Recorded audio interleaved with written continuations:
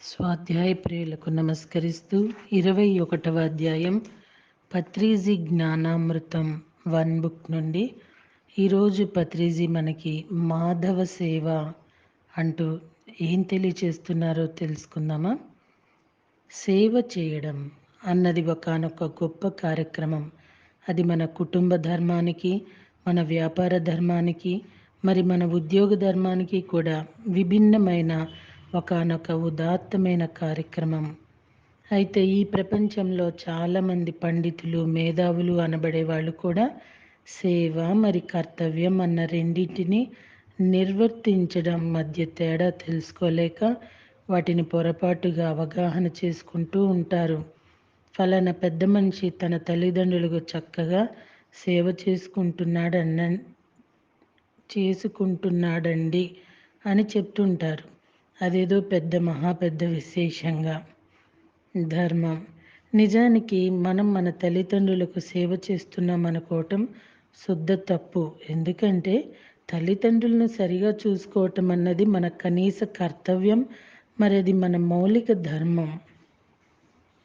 వాళ్ళు మనకు జన్మనిచ్చి ఈ లోకాన్ని మనకు పరిచయం చేసి మన ఎదుగుదలకు తమ తోడ్పాటును అందించి ఎన్నెన్నో కష్ట నష్టాలు కోరుస్తూ మనల్ని పెంచి పెద్ద చేస్తారు. వారి పట్ల మన కర్తవ్యం నిర్వర్తించటం మన ధర్మం. ధర్మో రక్షతి రక్షిత.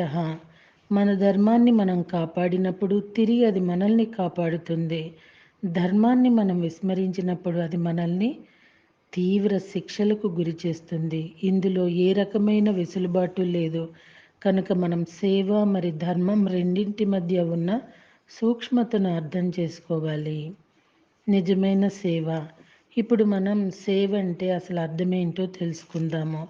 మనం మన తల్లిదండ్రులను చూసుకున్నట్లుగానే ఇతరుల తల్లిదండ్రులను కూడా చక్కగా చూసుకోవటమే నిజమైన సేవ. మన తల్లిదండ్రుల అవసరాలను చూసుకున్నట్లే ఇతరుల తల్లిదండ్రుల అవసరాలను కూడా చూసుకోవటమే నిజమైన సేవ. మన తల్లిదండ్రులను ప్రేమగా పలకరించినట్లే ఇతరుల తల్లిదండ్రులను కూడా ప్రేమగా పలకరించటమే నిజమైన సేవ. తప్పనిసరి కనీస కర్తవ్యాలు. భర్తకు భార్య, భార్యకు భర్త, అన్నలు తమ్ముళ్ళు, అక్కలు చెల్లెళ్ళు పరస్పరం ఒకరినొకరు సేవ చేసుకుంటున్నారు అనుకోవటం పూర్ణ మూర్ఖత్వమే. అవన్నీ కూడా ఒకరి పట్ల మరొకరు నిర్వర్తించుకోవలసిన తప్పనిసరి కనీస కర్తవ్యాలు మాత్రమే అన్నది మనం స్పష్టంగా తెలుసుకోవలసిన పరమసత్యం. అలాగే ఉద్యోగ విషయం కూడా చాలామంది మేము గవర్నమెంట్ సర్వీస్ చేస్తున్నామని చెప్తుంటుంటారు. అక్కడ ఏదో వారు ఉచితంగా సేవా కార్యక్రమం చేపడుతున్నట్లు. తమకు అప్పగించిన పనికి ప్రతిఫలంగా వారు వేలకు వేల జీతాలు తీసుకుంటున్నప్పుడు అది సేవా కార్యక్రమం ఎలా అవుతుంది? 10 బస్తాల బరువునెత్తి కూలి డబ్బులు తీసుకున్న కార్మికుడైనా, యూనివర్సిటీల్లో పిల్లలకు పాఠాలు చెప్పి జీతం తీసుకున్న ప్రొఫెసర్ అయినా చేస్తోంది ఫలాపేక్ష సహిత కర్మ మాత్రమే, కానీ సేవ అన్నది ఎంత మాత్రమో కాదు. శిష్యుడికి విద్యల్ని నేర్పి ప్రతిఫలంగా గురుదక్షిణ తీసుకునేవాడు గురువు ఎంత మాత్రం కాడు.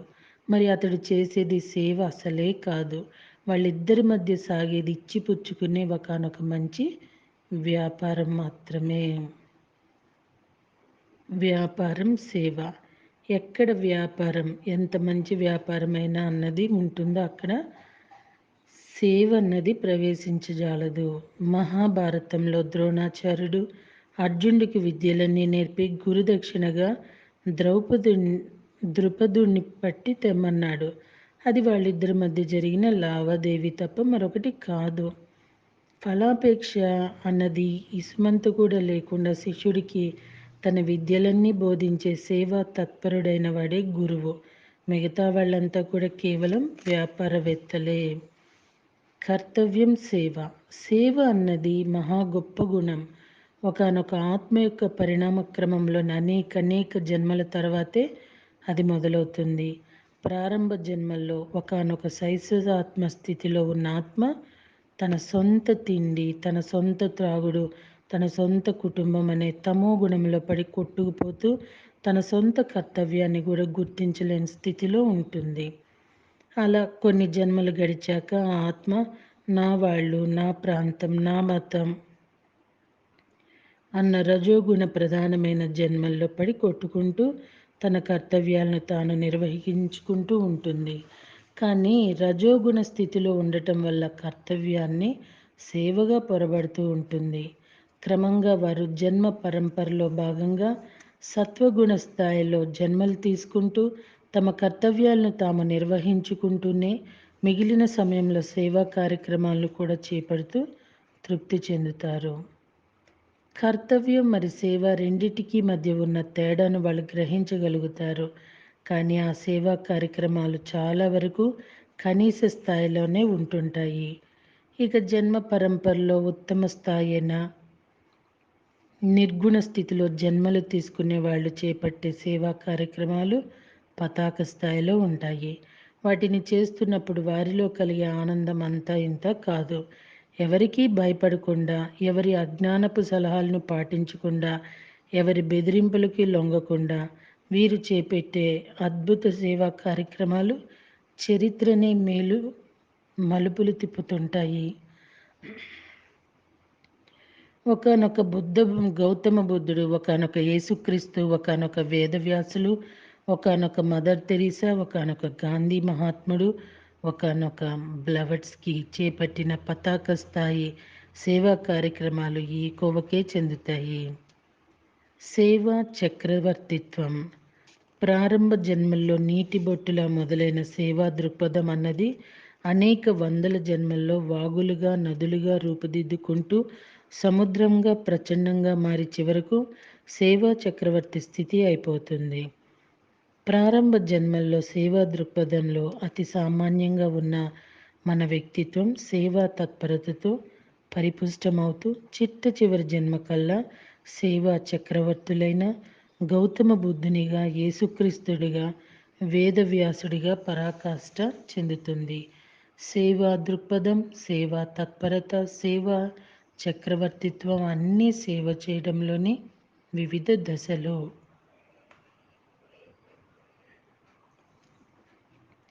అసలైన తృప్తి.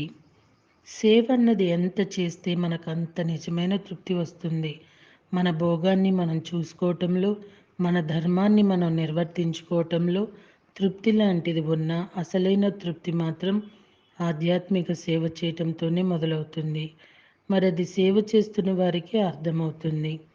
సంగీతం తెలియని వాడికి అందులోని మాధుర్యం అందనట్లే, చదరంగం ఆడని వాడికి అందులోని ఎత్తుపై ఎత్తులు తెలియనట్లే, సేవ చేయని వాడికి జీవితంలోని ఆనందం అన్నది తెలియదు. ధ్యాన ప్రచారం చేస్తున్న వాళ్ళని చూసి, ఏమిట్రా పిచ్చోళ్ళ ఊరికే అలా ధ్యానం అంటూ తిరుగుతావా? ఏదో ఒక ఉద్యోగం చేసి ఇంకో 3 లక్షలు సంపాదిస్తే ఇంట్లో ఇంకో 3 ఫ్రిడ్జ్లు, ఇంకో 3 ఏసీలు కొనుక్కోవచ్చు కదా. ఈ కొత్త కారు అమ్మేసి ఇంకో 10 లక్షలు పోసి ఇంకో కొత్త కారు కొనుక్కోవచ్చు కదా అంటూ ఉచిత సలహాలు ఇస్తూ ఉంటారు. స్వామి రామ. హిమాలయ యోగి స్వామి రామ వారు తమ గురువుగారి వద్ద ఉండి ధ్యాన సాధన చేసుకుంటున్నప్పుడు దేశంలో జరుగుతున్న స్వతంత్రోద్యమ వార్తలు వారిని నిలవనీయకపోతుండేవి. నేను కూడా వెళ్ళి స్వతంత్రోద్యమంలో పాల్గొంటానండి అంటూ వారు తమ గురువుగారిని అడుగ్గా, నువ్వు ఓ బుద్ధుడిలా కావాలి, ముందా సాధన చేయి, ఆ తర్వాత నీవు చేయబోతే ఆధ్యాత్మిక సేవ అన్నది ఇప్పుడు నువ్వు చేయాలనుకుంటున్న దేశ సేవ కంటే చాలా గొప్పది. ఆ గొప్ప సేవ చేయటానికే నువ్వు జన్మ తీసుకున్నావు కనుక ఇప్పుడు నీ విలువైన సమయాన్నంతా నీ సాధనలో పెట్టు అంటూ వారు తమ శిష్యునికి సరైన దిశానిర్దేశం చేశారు. ఇదంతా కూడా living with the Himalayan masters అన్న గ్రంథం చదివితే తెలుస్తుంది. సేవలో సేవా చక్రవర్తి స్థాయికి చేరిన వారు ఇలా ఎవరెస్ట్ శిఖరం లాంటి ఆధ్యాత్మిక సేవలే చేస్తారు, కానీ మామూలు ప్రాపంచిక సేవల్లో తమ కాలాన్ని వ్యర్థం చేసుకోరు. ఎవరి జ్ఞాన పరాకాష్ట ఎందులో ఉందో. నాకు సంగీతం వచ్చు, వేణువు వాయించటం వచ్చు, ఇంగ్లీష్ భాష వచ్చు, అలాగని అందరికీ అవి ఉచితంగా నేర్పిస్తూ తిరుగుతున్నానా? అలాంటి విద్యలు ఎవరైనా నేర్పుతారా? నేను మాత్రం నేర్పవలసింది ఆత్మవిద్య. అది నేర్పడానికే నేను ఈ భూమి మీద జన్మ తీసుకున్నాను కనుక, నా అతి విలువైన సమయాన్ని నేను వారికి ధ్యానం నేర్పించటంలోనే ఖర్చు పెడతాను. ఈ లోకంలో ప్రాపంచిక విద్యలు నేర్పేవాళ్ళు కోకొల్లలు. కానీ ఆత్మశాస్త్రం గురించి, ధ్యాన శాస్త్రం గురించి తెలుసుకున్న వారు చాలా అరుదు. హైదరాబాదులో రోడ్లను ఊడవలసిన శక్తి నాకు ఉంది. చక్కగా ఊడవగలను కూడా. కానీ నేను రోడ్లను ఊడుస్తూ కూర్చుంటే మరి ధ్యాన ప్రచారం ఎవరు చేస్తారు? కనుక ఏ పని ఎవరు చేయాలో వారు ఆ పనే చేయాలి. ఎవరి జ్ఞాన పరాకాష్ఠ ఎందులో ఉందో ఆ పరాకాష్ఠలోని వాళ్ళు 100% జీవించాలి. ఆత్మ విద్యా దానం. స్వామి వివేకానందుల వారు సేవ గురించి అద్భుతంగా తెలియజేస్తూ అన్నదానం, వస్త్రదానం, భూదానం, గోదానం, ఆర్థిక దానం అన్న తాత్కాలిక దానాలన్నీ స్వీకరించిన వారిని పరాన్నభుక్తులుగా చేస్తాయి. ప్రజలు నిస్తేజపరిచే ఇటువంటి తాత్కాలిక సేవలకు బదులుగా వారిని సర్వస్వతంత్రులను చేయగల ఆత్మ విద్యాదానం వంటి శాశ్వతమైన సేవ చేయటం, వారిలో ఉన్న ఆత్మశక్తిని మేల్కొల్పాలి అంటూ స్ఫూర్తిదాయకమైన సేవలను చేపట్టమని పిలుపునిచ్చారు. ఆత్మజ్ఞానం పొందిన వారు తమ సంగతి తాము చూసుకుంటూనే ఇలాంటి శాశ్వతమైన సేవలు చేస్తూ ఇతరులకు మార్గదర్శులుగా నిలబడతారు. శరీరం అన్నది మాత్రమే తెలిసి ఉంటే మానవుడి స్థాయి, ఆత్మ అన్నది తెలుసుకుని ఉంటే అది మాధవుడి స్థాయి. శరీరానికి చేసే సేవలు అల్పస్థాయికి చెందినవి, మనసుకు చేసే సేవలు మధ్యమ స్థాయికి చెందినవి, మరి ఆత్మకు చేసే సేవలు అత్యుత్తమ స్థాయికి చెందినవి. మన శరీరానికి చేసే అశాశ్వతమైన సేవలు శరీరానికే పరిమితం అవుతాయి, కానీ ఆత్మకు ఎంత మాత్రం చేరవు. ఆత్మకు శాశ్వతమైన జ్ఞానం అన్నదే ఆహారం. మాధవ సేవ. కనుక ఆధ్యాత్మిక సేవ లేని మానవ సేవ మానవ సేవే అవుతుంది, కానీ మాధవ సేవ ఎన్నటికీ కాజాలదు. శాశ్వతమైన మాధవ సేవ చేయాలంటే మాత్రం స్వీయ సాధికారతను సాధించి పెట్టే ఆధ్యాత్మిక సేవ అయిన ధ్యాన ప్రచారాన్ని చేపట్టి ప్రతి శరీరంలో ఉన్న మాధవుడిని తట్టి లేపాలి. ఆ ఆత్మకు ఆత్మవిద్యను అందించి వారి మాధవత్వంతో విలసిల్లేలా చేయాలి. మాధవత్వంతో విలసిల్లే అలాంటి ఆత్మస్వరూపులే ఈ భూమిని స్వర్గతుల్యం చేస్తారు. సో అండి, పత్రిజీ మనకి ధ్యాన జ్ఞానదానాలు చేసే ఒక సుకృతాన్ని కలిగించారు. అందుకే పత్రిజీ ధ్యానం అనేది ఉచితంగా అందించటము, ఇక్కడ ధ్యానాన్ని అందించి ప్రతిఫలంగా ఏ రూపంగా ఏది ఆశించకుండా మనకి ఆయన ఒక గొప్ప శిక్షణ ఇచ్చారనే చెప్పాలి. ఎవరైతే ఏమీ ఆశించకుండా చేస్తారో నిజంగానండి ఈ ధ్యానము, ధ్యాన ప్రచారము, జ్ఞానము అందుకుంటూ అందించటం అనేది ఉంది చూడండి, ఇదొక అల్టిమేట్ సర్వీస్. ఇంకా చెప్పాలి అంటే ఈ ఆనందము, ఈ అనుభూతి, ఈ అనుభవించిన వాళ్ళకి తప్ప మాటల్లో చెప్పలేనివి కదండి, కాదంటారా?